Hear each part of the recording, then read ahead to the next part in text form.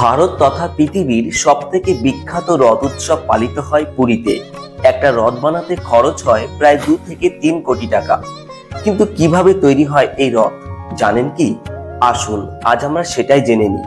বিশেষ পদ্ধতিতে সোনার কুঠার দিয়ে নিম গাছ কাটা হয়, আর এই নিম কাঠ দিয়ে তৈরি হয় রথ। তবে অবাক করার বিষয় এই যে রথ তৈরিতে ব্যবহার করা হয় না কোনো স্কেল বা ফিতে।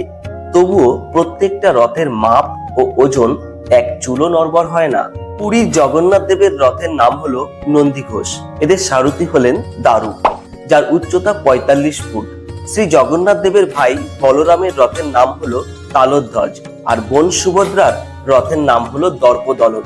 তারপর সর্পহনরা বিশেষ অনুষ্ঠানের মাধ্যমে পুরী রাজার উপস্থিতিতে 3টি রথের পুজো সম্পূর্ণ হয়। অবশেষে শুরু হয় রথযাত্রা।